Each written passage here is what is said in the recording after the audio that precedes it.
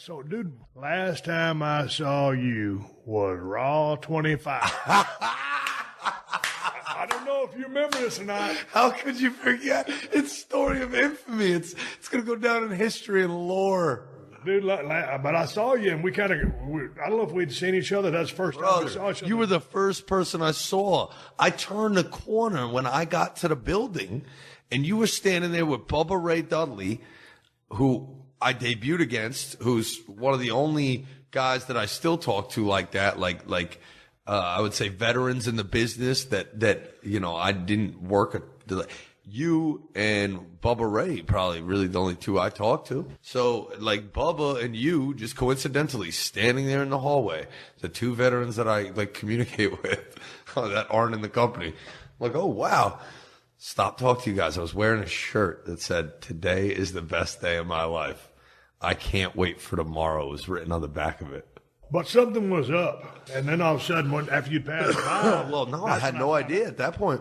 No? When I saw you guys, I was talking to you guys in the hallway like I just showed up to work. It was another day at the office, bro. I was talking to you guys.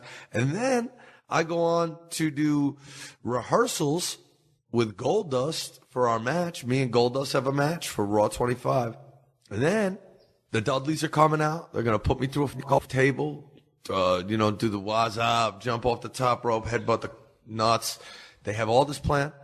I'm going to lose my title, my Cruiserweight Championship, to Ted DiBiase and the APA at their poker game backstage with the $1 Million Man, a poker game thread that starts Raw 25 and has all the veterans that are coming in and out of this poker game throughout the entire thread of Raw 25. And I lose my title to Ted DiBiase. Then I go out to the ring with no title. I wrestle Goldust. Meanwhile, Dusty, obviously, my mentor, and Raw 25, I'm wrestling Goldust one-on-one. Like, what? Are you kidding? And then the Dudleys are coming out. Like, best day of my life. This is the best day of my life. Then I come back. Nia wins my title back for me because I lose it playing poker. And she gives it back to me at the end of the night. So she wins my title back for me. So I had the longest thread in all of Raw 25. I was going to be on the show, probably featured more than any of them. And they had to rewrite that whole fucking show at 5:30, 6 p.m. Vince was running around backstage. Headless Horseman, dude, like insanity. It was crazy. And I found out about this while I was going through rehearsals with the APA. So my phone keeps blowing up. People are texting me. I'm like, what the fuck are people texting me? Why does my phone keep ringing? I'm going to these rehearsals. And I look, I see the tweet, and I see that's how I found out. So I didn't know anything. That was it. I called Mark Carrano immediately from, I wasn't in the locker room. I didn't change the locker room. I changed by myself. So I'm off changing by myself. Call Mark. I'm like, hey, man, we need to talk. So he's like, yeah, no shit. So link up with a lawyer for the WWE in-house attorney and Adam Hopkins from PR. And they asked me about the situation. And I'm just completely transparent. I'm like, bro, I called my lawyer because I was running around by myself before I called Mark Carrano backstage in a laundry room. I was in a laundry room calling my lawyer. I was like, yo, guy, get on the phone, get this shit handled right fucking now. Holy crow, this is crazy. And then I called Carrano, and then I'm like, yeah, man, I just told my lawyer, I paid him, whatever you need as a retainer to sort this thing out. Like the police had never contacted me about this, not once leading up to this, not one time. So I walk in. Now, mind you this, I have a buddy who, let me just be clear about the situation. This is the first time I'm really telling it. So I'm sitting there with you, I'm telling it. I have a friend who called me in December who got me backstage at that Red Hot Chili Peppers concert. Like, man, you know what? That's another thing, dog. Like, people who say, like, Enzo was really living the life and towing the line and living dangerously because as a celebrity, you have a target on your back, and you know that, and I know that. And I don't look at myself as a victim. I am not a victim here. I put myself in that situation. But you know what? I look back at it and I go in retrospect, man, you could do things differently. But you know what, man? 10 out of 10 times I'm going backstage to a Red Hot Chili Peppers concert. I'm going to bend my elbow and I'm going to get drunk and I'm going to dance and I'm going to sing and I'm going to probably meet a girl, and that's how it goes. And that's the life. And I wasn't complaining about what I did that night. So I got a buddy of mine who hit me up and was like, hey, man, my girlfriend who was there with me that night at the thing, he's like, my girlfriend got an email from a guy saying he was an investigator, saying that some girl made a claim against a wrestler. Never mentioned my name, but obviously I knew what he was kind of talking about.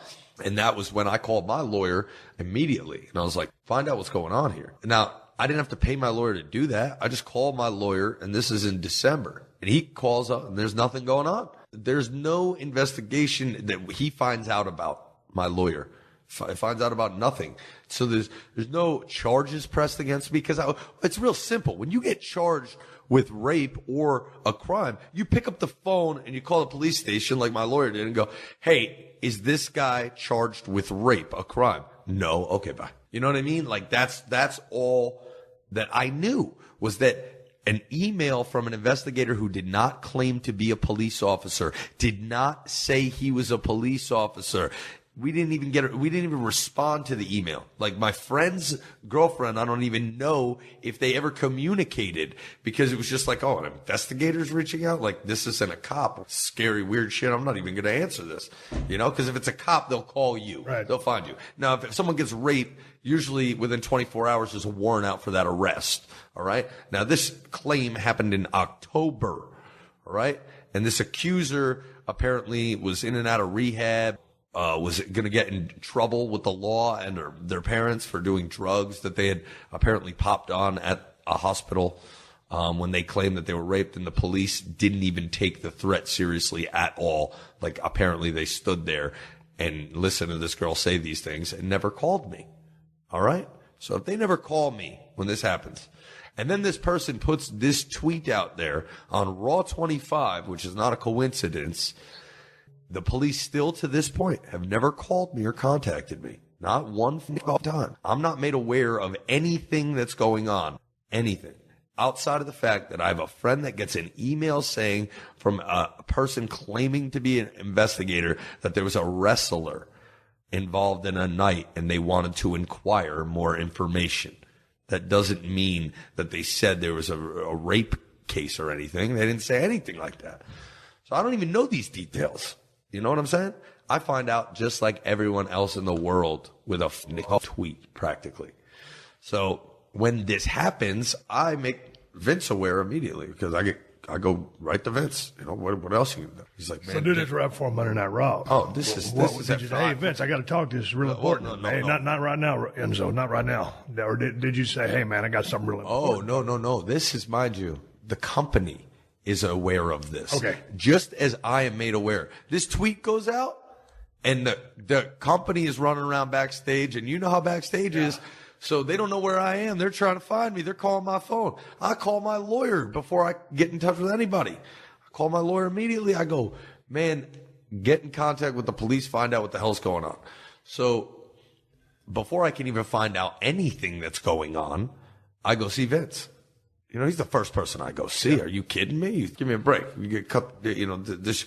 So I go see Vince, and he says, we can't send you out there tonight. We can't put you on the show. This tweet, this is really bad. What did you say? I didn't say anything. I stood there and I let Vince talk for a minute. And I said, the first thing I said was, and I know that I didn't do this, and I deserve better than this because I'm a good person. And I walked out. And Vince said to me, you got to tell me when something like this is happening. I said, man, I don't know. But I knew that there was that email. There was an email that came in to a friend from a person that was an investigator that never claimed to be a police officer. But how long before had the email happened? I found out like around Christmas. Okay. So, yeah. About a month. But like, even when I found that out, man, why?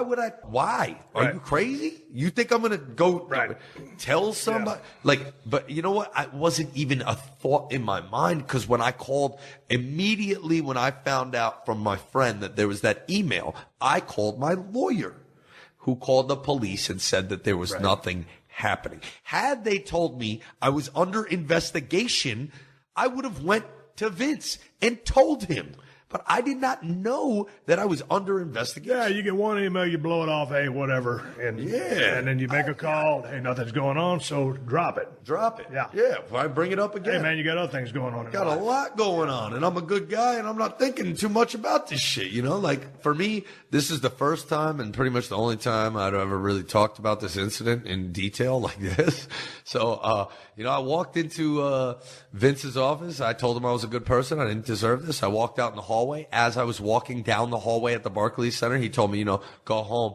I said to him, well, I guess I'm on my way to D.C., you know, SmackDown's in D.C. Yeah.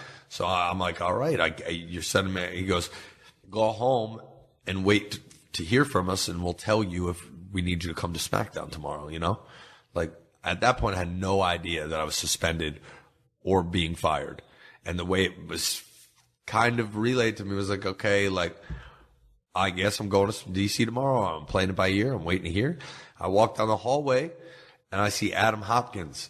And I see Adam, and I'm like, is there any further information? Have you guys gathered any further information? Like on a legal tip, you know what I mean?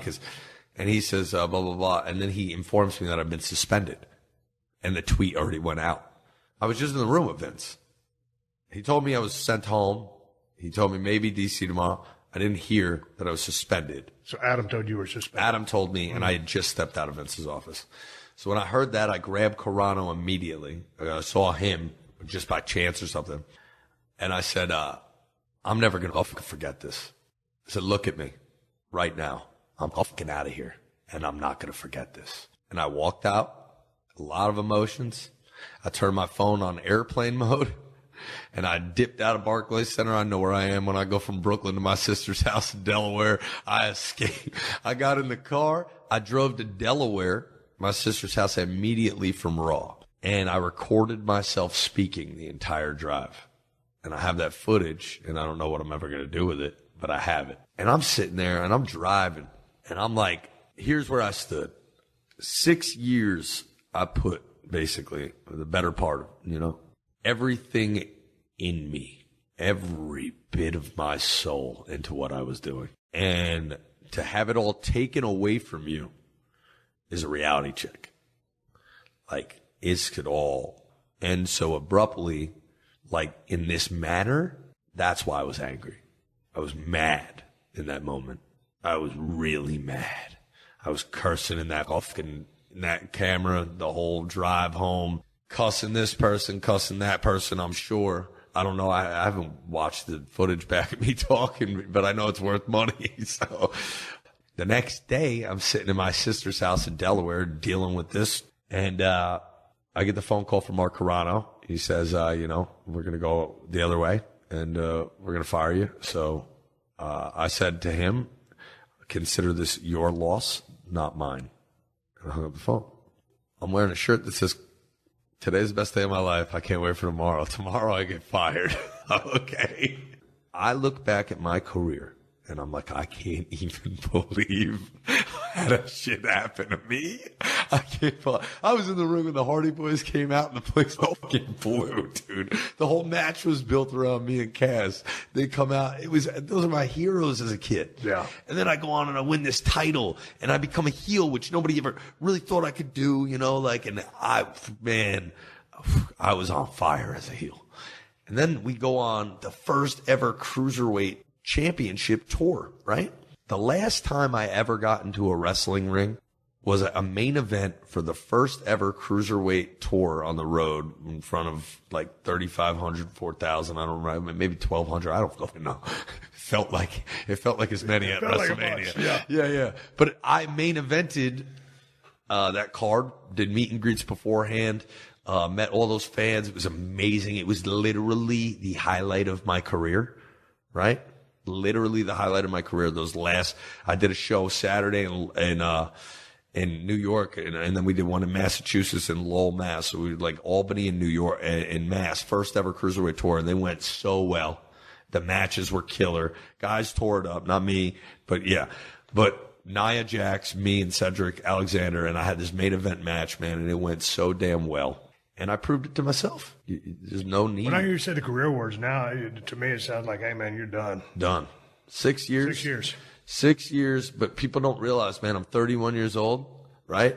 Broke my fucking leg in a wrestling ring in the WWE, looked down, saw my foot backwards, had to start thinking then, what if this ends? At the time I was in NXT, I thought I was going to be fired. I was out for 9 months. That was the only time I missed any time in my career, was that 9 months, and then 2 weeks with a concussion. Now, mind you this, that was the eye opener. Now, I would have thought I would have been in the business for wrestling for the rest of my life if you would have talked to me 3 years ago, 2 years ago, a year and a half ago, probably 2 years ago, whenever that was. Man, I got knocked out cold on pay-per-view, well publicized. Like, I remember. I hit my head on the ring and the ring rope and hit that. I came to in a hospital bed. That was the first recollection I had to coming back to consciousness was. So, bro, the second I went home, I started writing rap music and got into the studio. I mean, that was when it happened. Never Well, you wrestled saw again. the writing on the wall as far as, hey, this ain't going to be that This long ain't term. going to be, this could end today. Anytime. This could end tomorrow. You just don't know. And that's What a are shit- you going to do when you're done wrestling, Eric? Like, Eric, what are you going to do? When this shit's over, do you want to be that corporate guy sucking the days, making the fucking rounds, saying hello to everybody, drinking coffee? No, man. You can't put a cubicle around Enzo Amore. You can't put a cubicle around Eric Arndt. I am an entertainer by any and all means, and I'm going to always take stages, and I'll fall on my face on those stages without a care because I'm not scared to fail.